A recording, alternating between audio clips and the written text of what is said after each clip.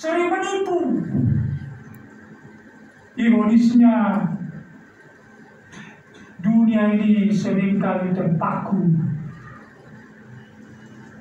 kepada kemasan, sesuatu yang terlihat cemerlang, terlihat gilang gemilang. Tidak peduli jika di dalamnya keropos, lemah, asalkan labelnya made in luar negeri, barang tetap dibeli meskipun mahal dan belum tentu hebat. Yesus justru kebalikannya. Dia seolah-olah berada dalam bungkus yang buruk, jelek, tidak berharga, kecil, lemah. Tapi sesungguhnya dialah sang singa dari suku Yehuda, tunasnya. Gambaran Yesus sebagai anak domba dalam kitab Wahyu merupakan yang sangat favorit. Tidak kurang dari 29 kali gambaran itu dikemukakan. Gambaran ini juga yang mengecoh orang Yahudi dan orang Farisi. Ketika gambaran mereka tentang Yesus adalah seorang perkasa, pahlawan, perwira, panglima perang, gagah perkasa, tetapi tidak kelihatan itu sehingga mereka menolak. Sebaliknya yang muncul justru seorang anak tukang kayu dari desa di provinsi utara yang miskin, yang disebut sebagai anak domba, sesuatu yang tidak biasa mereka terima, sehingga mereka pun menolaknya. Selanjutnya, dalam ayat ini ada gambaran bahwa anak manusia telah tersembelih, yaitu bertanduk 7. 7 artinya lengkap, sempurna. Sedangkan tanduk bagi seekor binatang artinya kekuasaan dan kekuatan. Ini menegaskan anak domba yang kelihatan lemah, yang tidak berdaya itu ternyata menyimpan kekuasaan dan kemuliaan yang tidak terbatas. Bermata 7 artinya maha tahu, lengkap, dia tahu persis. Tidak ada yang bisa tersembunyi. Tidak ada satupun yang dapat tersembunyi di hadapannya. Penglihatannya menembus segala macam tembok tirai, sehingga tidak ada yang tersembunyi baginya. 7 daun. Datanglah anak domba itu dan menerima gulungan kitab itu dari tangannya, dari tangan dia yang duduk di atas tangkai. Jika kita menggambarkan situasinya kira-kira begini, dalam suasana yang hikmat, hening, dan mungkin penuh ketegangan, dengan langkah tegap, pelan tapi pasti, anak domba melangkah mengambil takhta untuk menerima gulungan kitab dari tangan Allah. Dia telah dinyatakan Allah layak dan pantas untuk menerima gulungan kitab itu. Dan ketika ia mengambil gulungan kitab itu, tersungkurlah keempat makhluk. Jika kita ingat, salah satu persembahan dari orang Majus pada bayi Yesus adalah kemenyan. Sampai sekarang gereja Katolik Roma masih mempergunakannya. Memang dalam ibadah gereja kita saat ini penggunaan kemenyan tidak dikenal. Terlepas dari stigma seolah-olah kemenyan identik dengan praktek magis, sebenarnya tidak ada alasan teologis untuk tidak atau menolak penggunaan kemenyan. Selanjutnya kita melihat puji-pujian ini datangnya seperti ombak yang bergulung-gulung. Mulai dari ombak yang kecil kemudian lebih besar, setelah itu ombak yang sangat besar. Tua-tua juga mempunyai cawan emas yang penuh dengan kemenyan. Dan kemenyan ini adalah doa-doa dari orang yang taat kepada Allah. Lupa kemenyan kita ganti dengan doa penyembahan.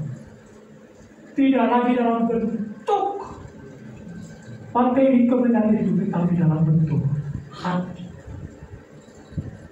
Hati yang bermau berkemenyan bersepakat oleh Allah. Pujian yang dinaikkan bagi anak domba. Dan keempat makhluk dan tua-tua itu dinaikkan karena ia telah mati. Dalam nyanyian ini ada rangkaian mengenai kematian Yesus Kristus. Pertama, kematiannya adalah kematian pengorbanan. Dengan kata lain, kematian itu mempunyai tujuan. Kematian itu bukanlah satu kebetulan dalam sejarah. Bahkan bukan kematian tragis dari seorang yang baik demi satu kebenaran, demi Allah. Tetapi kematian adalah pengorbanan untuk manusia, untuk saya dan saudara-saudara jemaat sekalian. Kematiannya pengorbanan. Kematiannya juga merupakan emansipatif. Dari awal sampai akhir perjanjian baru penuh dengan ide mengenai pembebasan manusia yang dicapai melalui diri Yesus. Kematiannya juga mempunyai makna, manfaat yang universal bagi sebuah manusia. Kematian Yesus juga merupakan kematian yang berharga. Ia tidak mati untuk sesuatu yang sia-sia. Dalam nyanyian pujian ini ada 3 aspek dalam karya Yesus yang disebutkan sekaligus. Aspek apa itu? Ia membuat kita menjadi raja. Kematiannya, pengorbanannya. Ia membuka kesempatan bagi manusia untuk menerima hak kerajaan. Karena menjadi anak Allah. Manusia sudah menjadi anak Allah sebetulnya sejak penciptaan. Namun kini setiap orang dapat menjadi anak Allah yang baru berdasarkan anugerahnya. Yang kedua, yang membuat kita menjadi imam. Luar biasa. Di zaman kuno, hanya imam saja yang mempunyai hak untuk mendekati Allah. Pada saat seorang laki-laki Yahudi memasuki bait suci, ia boleh melintasi ruang kaum perempuan. Akhirnya ruang kaum laki-laki Yahudi pun dapat dilintasinya. Namun dia tidak boleh memasuki ruang kaum imam. Ia harus berhenti di sana. Tidak boleh melangkah lebih jauh. Namun Yesus membuka jalan bagi semua Semua orang untuk mendekati Allah. Setiap orang yang percaya menjadi imam dalam arti mempunyai hak untuk datang ke hadirat Allah. 1 Petrus 2 ayat 9 ya. Tetapi kamulah bangsa yang terpilih, imamat yang berada. Ia memberikan kepada kita kemenangan. Umatnya telah memerintah seluruh bumi. Dan ini bukan kemenangan politis ataupun material. Inilah rahasia bagi hidup berkemenangan. Dalam keadaan apapun. Yohanes 19 ayat 33. Dalam dunia kamu menderita penganiayaan, tapi kuatkanlah hatimu, aku telah mengalahkan dunia. Dalam Kristus, uraian panjang lebar yang disaksikan oleh Yohanes, di dalam Kristus ada kemenangan atas diri kita sendiri, yaitu kemenangan atas ego kita dan kemenangan atas keadaan apapun, kemenangan atas dosa. Bila kita merenungkan apa yang dikerjakan oleh kematian dan kehidupan Yesus bagi manusia, maka tidak heran lagi mengapa semua makhluk dan tua-tua ini menaikkan nyanyian pujian bagi. Nyanyian pujian dinaikkan oleh malaikat surga yang tak terhitung jumlahnya. Mereka berdiri melingkari takhta, dan keempat makhluk dan semua tua-tua yang di lingkaran kedua yang lebih besar. Banyak dikasih Kristus. Sekali masih banyak hal yang tidak dapat kita mengerti. Satu hal yang dapat kita yakinkan dan kita percayai bahwa Tuhan memegang kendali atas kehidupan dunia dan kehidupan kita. Kita harus mengingat, sekalipun kita tidak bisa memasuki secara lengkap rahasia yang masih tersembunyi atas rencana dan kehendak Tuhan bagi kehidupan kita.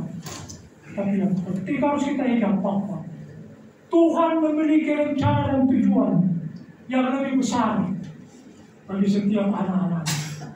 Mungkin kita tidak memahaminya sepenuhnya, tapi kita harus benar percaya. Percaya bahwa Dia yang telah memimpin dan membimbing kita. Dasar apa kita percaya? Dasar apa kita meletakkan iman percaya kita? Dasarnya adalah pengorbanan Yesus. Ia Allah yang tidak menyayangkan anaknya, mati untuk kita, apalagi untuk setiap orang percaya yang dikasihi. Kita harus menaruh kepercayaan pada Yesus. Dia satu-satunya yang mampu membuka, menerapkan rencana Tuhan.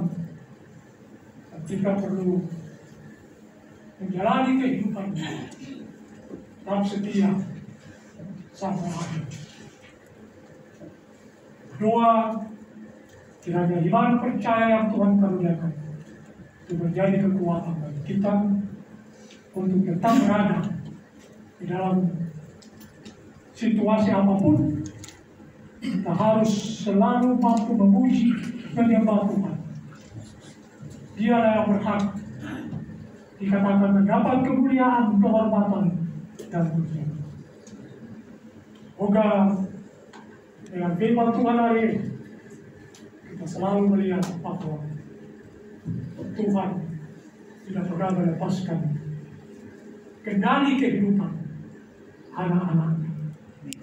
Kepercayaan akan akhir zaman memberi kekuatan kepada kita semua, baik yang kecil mau menderita atau tidak, teraniaya. Kiamat pada satu pihak memang mengerikan, kehancuran dunia yang lama, tetapi bukan akhir cerita. Akhir zaman malapetaka bagi yang jahat, kebebasan bagi yang benar. Dengan demikian, kenapa kita harus resah? Kenapa kita harus gelisah? Kalau kita benar-benar siap menghadapi yang akan terjadi, sebab Tuhan yang berbimbing dan menolong kita. Tuhan memberkati. Amin. Amin.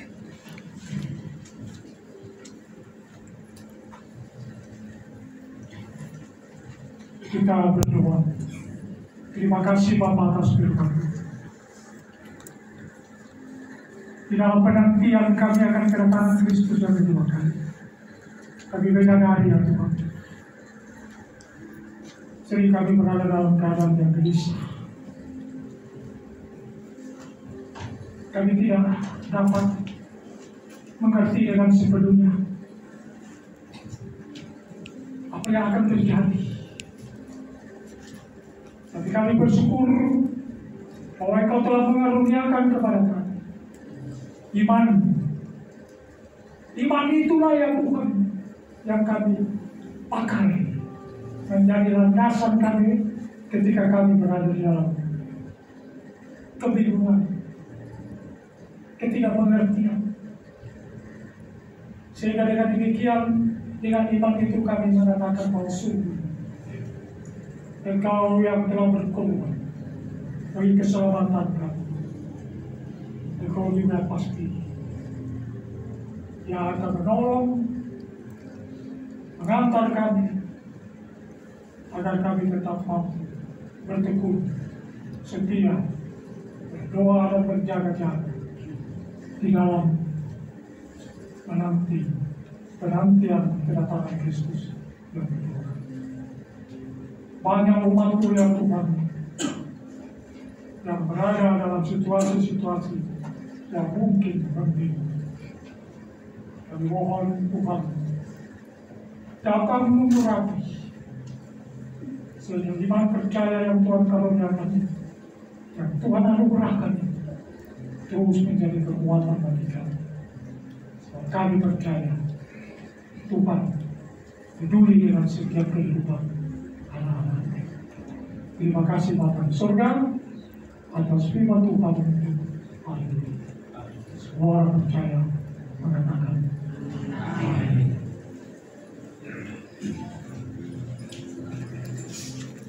Setiap kali buka tubuh kita akan berikan sambil kita mempersembahkan persembahan syukur kita.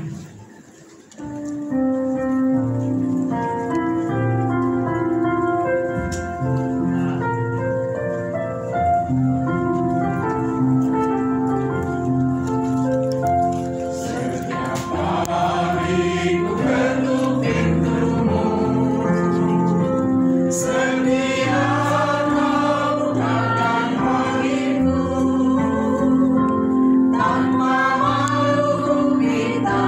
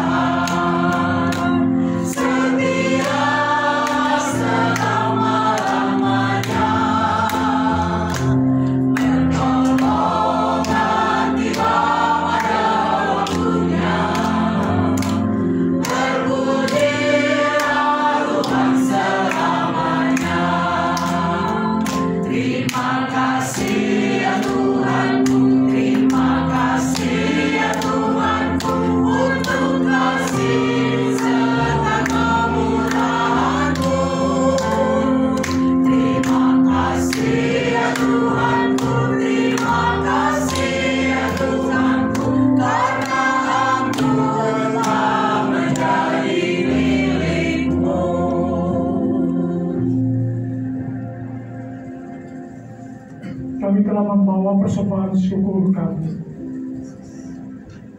Terima kasih ya Tuhan atas kasih dan kemurahan-Mu yang Kau selalu nyatakan di dalam kehidupan anak-anak. Ketika kami memberikan persembahan syukur kami mengakui bahwa padamu-lah semua yang ada pada kami. Kami boleh menikmati kasih dan kemurahan-Mu, dan itu yang menjadi keyakinan iman percaya kami bahwa Tuhan akan tetap menyertai dan melindungi kami, mencukupkan segala yang kami perlukan. Pemberian umat-Mu ini kiranya dapat dipergunakan dengan sebaik-baiknya dalam penata layanan gereja-Mu agar lebih tinggi. Berkati kehidupan kami dan ajarlah kami ya Tuhan, untuk mempergunakan segala kebaikan kemurahan Tuhan untuk kemuliaan dan kebesaran-Mu. Kami akan mengakhiri ibadah, tetapi ibadah kami yang sesungguhnya akan kami lanjutkan di dalam kehidupan kami sehari-hari di tempat di mana kami berada.